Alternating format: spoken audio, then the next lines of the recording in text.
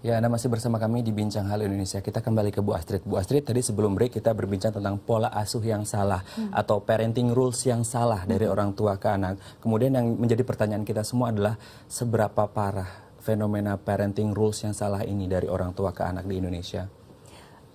Sebenarnya karena tidak ada sekolah ya, tidak ada sekolah menjadi orang tua, ya itu. Jadi mungkin itu adalah utama. Nah di sini kan kita mengharapkan bahwa layanan yang ada harusnya memberikan pemahaman, preparation ya, persiapan bagaimana menjadi orang tua. Nah ini yang kita perlukan. Nah parahnya itu karena seperti tadi disampaikan bahwa ada budaya yang sebenarnya melenggangkan terjadinya pola asuh yang keras misalnya.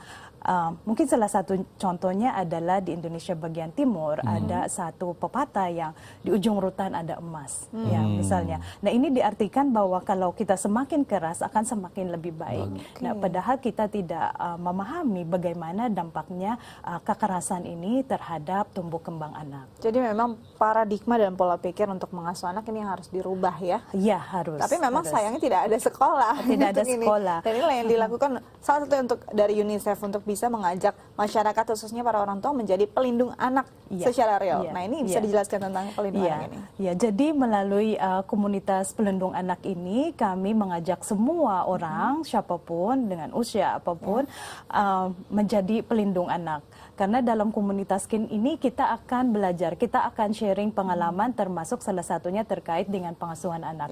Kita belajar dari pengalaman orang lain, kita ambil yang baik dan kita juga akan sharing bagaimana mengatasi praktek-praktek yang kurang baik.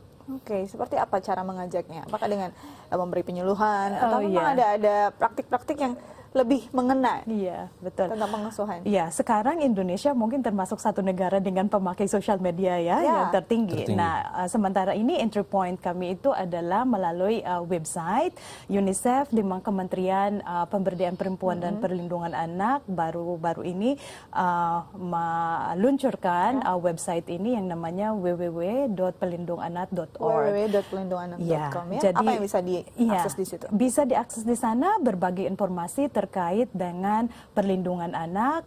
Juga di sana karena ada komunitas di setiap provinsi sudah ada anggota-anggota yang telah mendaftar. Jadi di situ bisa melakukan forum diskusi.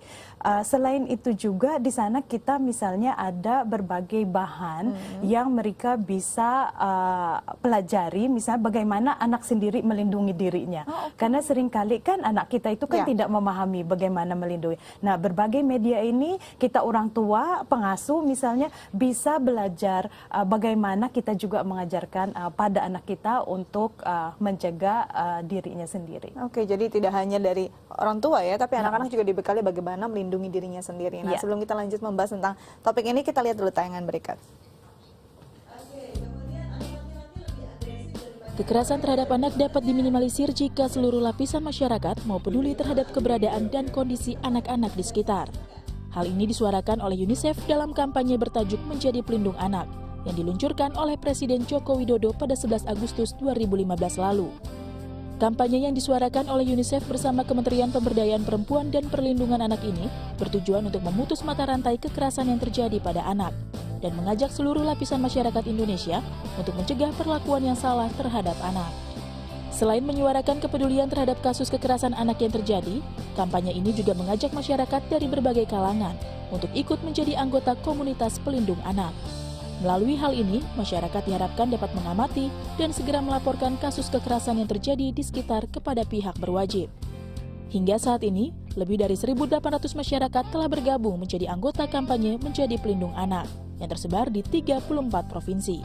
Anggota pelindung anak juga berasal dari berbagai kalangan dan profesi, seperti ibu rumah tangga, pelajar, bahkan asisten rumah tangga. Baik, kita ke Bu Astrid. Bu Astrid, ini kalau kita lihat komunitas pelindung anak ini adalah salah satu penerapan atau realisasi dari law enforcement ya, atau penerapan hukum terhadap kekerasan anak di Indonesia. Nah, yang menjadi pertanyaan kami adalah di Undang-Undang Nomor 23 Tahun 2002 adalah tentang perlindungan anak dari kekerasan. Nah, kekerasan yang dimaksud di sini apakah mencakup semuanya atau seperti apa? Dan yang dilakukan oleh komunitas pelindung anak ini relasinya dengan UU itu seperti apa? Iya, tentu payung utama kita adalah Undang-Undang Perlindungan Anak. Jadi seperti yang tercantum di dalam undang-undang tersebut, kekerasan itu adalah segala perbuatan yang mengakibatkan cedera baik secara fisik, seksual, mental, termasuk juga penelantaran dan eksploitasi. Nah, ini payung karena menjadi payung di dalam kampanye ini. Dalam pelindung anak, message atau pesan-pesan yang disampaikan adalah bagaimana mencegah terjadinya segala bentuk kekerasan, baik di masyarakat, di dalam keluarga, atau dimanapun. Oke, tadi Ibu Astrid menyebutkan ada beberapa jenis daripada kekerasan. Yang ingin menjadi pertanyaan kita dan juga pemirsa adalah tingkat prevalensi atau tingkat keseringan daripada kekerasan, apakah mental, fisik, atau kemudian seksual yang paling banyak terjadi di Indonesia. Hampir semuanya ya, karena sulit untuk membedakan. Seperti tadi sampaikan bahwa satu bentuk itu tidak hanya pada bentuk tidak hanya bekerja tunggal. Tidak bekerja tunggal. Kita mungkin dari data-data yang tersedia, memang lebih banyak data yang tersedia itu terkait dengan kekerasan fisik maupun kekerasan seksual. Tapi yang kita tidak sadari, dan ini yang sering sebenarnya terjadi, adalah kekerasan emosional. Kekerasan mental, yaitu seringkali kita itu hanya bicara keluar dari mulut kita. Kita tidak tahu bahwa ternyata efeknya itu panjang, efeknya sangat panjang, dan di mapping yang telah kami lakukan, memang anak-anak itu menyebutkan bahwa itu yang sangat sakit bagi mereka, karena yang kekerasan secara fisik, verbal, psikis. Dan itu langsung apalagi dilakukan oleh orang-orang terdekat ya. Iya, betul. Nah, ini sebenarnya kadang-kadang mungkin si anak sendiri karena ini merasa sudah rutin dilakukan orang tuanya, dia merasa bukan objek kekerasan, bahkan tidak mengalami kekerasan. Bagaimana membangkitkan anak-anak untuk lebih aware tentang dirinya sendiri? Iya, nah itu benar sekali, karena ini menjadi satu keseharian misalnya, jadi sudah tidak lagi merasa bahwa ini menjadi satu kekerasan. Sebenarnya disinilah mungkin budaya damai Indonesia ya. Indonesia itu kan sangat damai, toleran ya, semacam itu. Jadi di dalam keluarga seharusnya ini budaya-budaya yang di-enforce, dan anak selalu harus diajak komunikasi. Jadi anak-anak juga diperkenalkan dengan tubuh mereka misalnya, dan ini juga merupakan life skill. Bagaimana kalau ada orang lain yang menyentuh, terutama misalnya kalau kita bicara dengan kekerasan seksual. Jadi bagaimana anak-anak paham bahwa ini adalah bukan sentuhan yang kasih sayang misalnya. Nah, tetapi ini adalah satu bentuk kekerasan seksual.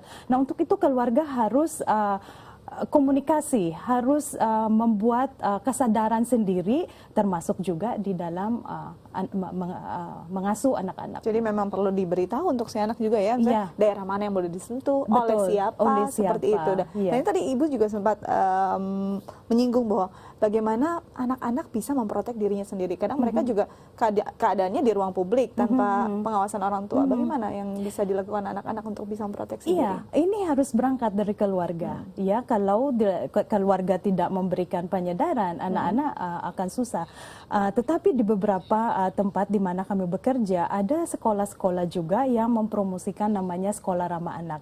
Nah, di sini banyak peer educators-nya. Jadi teman sebayanya yang memberikan informasi ini. Jadi ada penyadaran kepada temannya, dan teman-temannya bisa curhat dengan mereka. Mungkin ini kita lihat dari segi tingkat usia anak. Usia yang mungkin masih kecil TK ini kan lebih banyak ada orang tuanya yang mendampingi. Tetapi pada anak yang sudah mulai remaja, ini kan dia akan lebih dekat dengan temannya, dan dia akan lebih terbuka dengan temannya. Maka untuk itu teman-teman sebaya ini harus kita berdayakan, harus kita berikan informasi dan jadi fasilitasi. Agen juga agen kekerasan anak untuk teman-temannya juga ya. Betul. Ini menarik sekali, dan ingin tahu sebenarnya setelah bergabung atau ikut serta dalam komunitas pelindungan anak, apa yang didapatkan dan apa yang bisa dilakukan? Namun setelah jeda berikut ya, tetap bersama kami di Halo Indonesia.